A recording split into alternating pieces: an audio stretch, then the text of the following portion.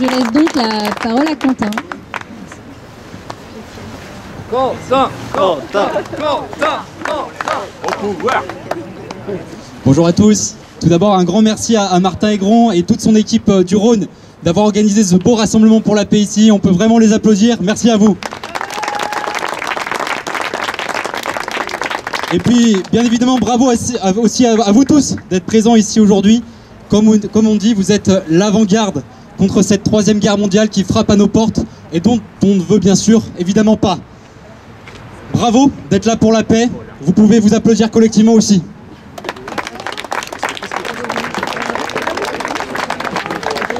Alors, la première chose à dire, bien évidemment, c'est qu'on veut un vrai débat.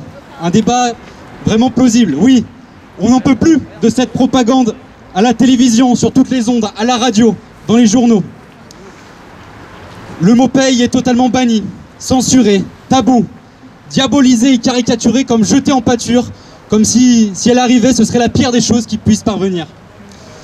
Si on devait rapidement faire un top 3 des pires chaînes de télévision, se placerait naturellement à la 3e place BFM TV, avec peut-être Rudy Elkrieff. On pourrait évidemment penser à France Télévisions et toutes ces chaînes du service public avec Léa Salamé. Et puis, bien sûr, il y a une chaîne de télévision qui là, oulala, bat tous les records, c'est LCI. LCI avec Darius Rochebin. Alors là, c'est un intervenant de qualité qui a même interviewé Zelensky et Ursula von der Leyen, notre impératrice. Chapeau bord. Sur ces chaînes, tout discours qui n'est pas directement belliciste est considéré comme complotiste, comme d'extrême droite. Ah, vous êtes des poutinistes. Oh, on pourrait même vous caricaturer en disant que vous êtes des néo-nazis qui font la promotion dans toute l'Europe en étant présents ici pour la paix. Quelle caricature. Pour nous, nous disons clairement que ce sont ces gens sur ces ondes-là qui sont les fouteurs de guerre, qui sont des extrémistes fous et dangereux, qui nous conduisent directement vers le chemin de la 3e guerre mondiale généralisée jusqu'à notre sol et dans nos campagnes françaises. Ah, regardez-les, ces médecins de plateau télé macrono-covidistes sponsorisés par Pfizer qui ont brutalement changé de costume. La blouse a été jetée au placard, remplacée par les uniformes américains de l'OTAN et les képis.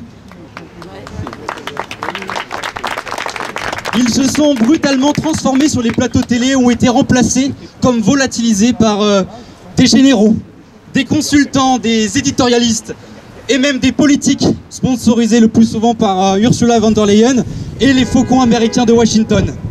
De l'injection expérimentale, ils sont passés à la 3e guerre mondiale obligatoire, d'une hystérie à une autre, d'une folie en va une autre.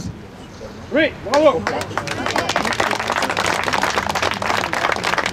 En parlant de ces fouteurs de guerre, si je vous parle d'un philosophe de pacotille qui a fait la promotion de la guerre en Libye, ça vous dit quelque chose ou pas ça?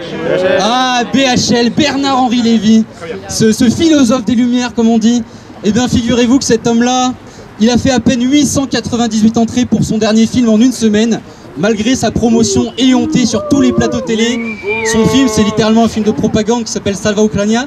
Et puis, il a reçu bien évidemment 300 000 € du contribuable pour financer son film. Je pense également à quelqu'un d'autre qui change de valeur et de conviction plus vite que son ombre. C'est quelqu'un qui a travaillé pour le Qatar, qui est assez promu sur les plateaux télé et qui voudrait avoir une petite place au ministère avec Macron. Est-ce que ça vous dit quelque chose? Je pense à Robert Ménard. C'est Robert Ménard, c'est quelqu'un qui est particulièrement investi dans la cause covidiste, dans la cause, on va dire, pour la 3e guerre mondiale. Et puis également, je pense à une personne qui s'amuse à faire des symboles à l'Assemblée nationale en forme de vagin. Elle s'appelle Sandrine Rousseau, avec tous ces élus bobo écolos d'Europe Écologie Les Verts qui ont annoncé ce mercredi 1er mars vouloir accélérer considérablement l'envoi d'armes en Ukraine. C'est comme ça. Bien évidemment, il y a quelqu'un qui devait déjà manger son chapeau, qui ne l'a toujours pas fait.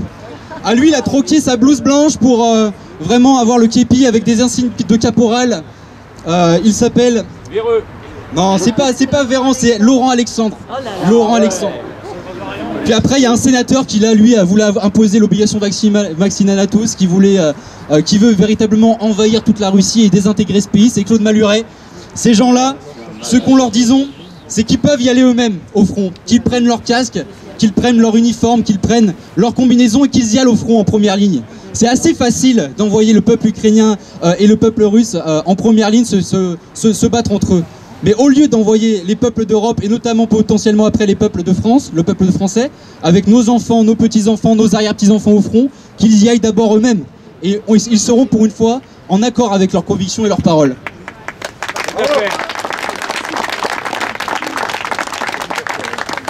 Et puis pour continuer, il y a quelque chose de tragique avec les médias. C'est la façon dont on nous présente le conflit. Finalement, cette guerre, elle est présentée comme vraiment un Walt Disney d'enfant de 4 ans. Ça vient des paroles de Florian aussi. Il y a d'un côté les gentils contre les méchants. Le camp du bien contre le camp du mal. La démocratie contre la dictature. Les valeurs occidentales pures et justes contre les valeurs grégaires et arriérées du monde russe soutenues par les Tchétchènes de Razman Kadyrov et l'horrible Chine arriérée de Xi Jinping.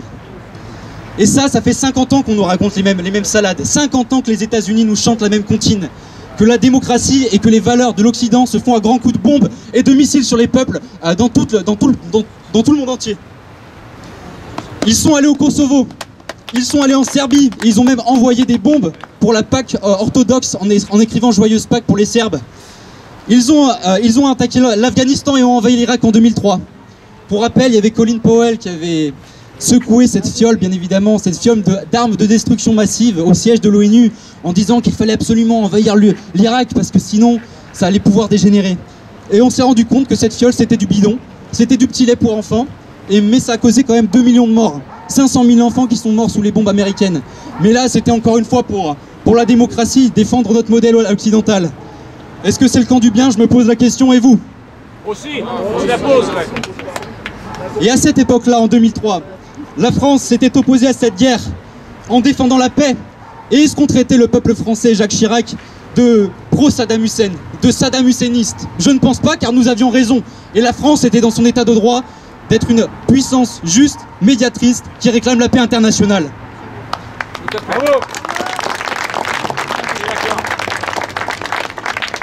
Dans cette affaire de guerre en Ukraine, l'Union européenne a également montré son vrai visage à travers Ursula von der Leyen, qui se veut la reine d'Europe, l'impératrice comme on dit. Elle a montré son vrai visage puisqu'elle a annoncé « Il ne faut pas chercher l'apaisement ». Il faut envoyer toujours plus d'argent et de missiles en Ukraine. Le conflit ne doit pas cesser ni s'apaiser. L'Europe pourtant c'est la paix, on nous dit. On nous dit à longueur de journée, ça fait également 50 ans qu'on nous le dit. Non, l'Union européenne, c'est la guerre, et pour nous, nous le disons qu'il faut également sortir des instances supranationales qui nous poussent vers ce conflit généralisé. Sortons de l'Union européenne par le Frexit et sortons de l'OTAN pour la paix. Quittons l'OTAN. Bravo. Quittons l'OTAN. Quittons l'OTAN. Quittons l'OTAN. Et puis, regardez, la Chine nous a ouvert la route vers un plan de paix. 12 points, très ciblés. Et puis, normalement, ça aurait dû être la France de prendre ce rôle-là. La France, elle est plus l'ombre que d'elle-même. Elle n'est plus une puissance médiatrice écoutée dans le monde. Nous le voyons aujourd'hui, la parole de Macron n'est plus écoutée. Même les Ukrainiens et les Russes ont inventé un verbe, macronier ou macroniser. Parler beaucoup pour ne rien faire. C'est tragique. Concrètement, et pour en terminer, la France, elle doit retrouver sa grandeur en exigeant un plan de paix. Arrêtons les sanctions idiotes qui ne servent à rien et apportent à la France plus de misère que de bonheur des peuples. Ayons un plan de démilitarisation de l'Ukraine avec une Ukraine qui ne rentre pas dans l'Union européenne et dans l'OTAN. La géopolitique, c'est plus complexe que ce qu'on peut y croire. Stop à l'élargissement de l'OTAN, avec une renégociation bien évidemment des statuts du Donbass, un retrait total et définitif des troupes russes. C'est dans ces conditions que les peuples pourront retrouver la paix et un équilibre international. Vive la liberté, vive la paix! Vive la France!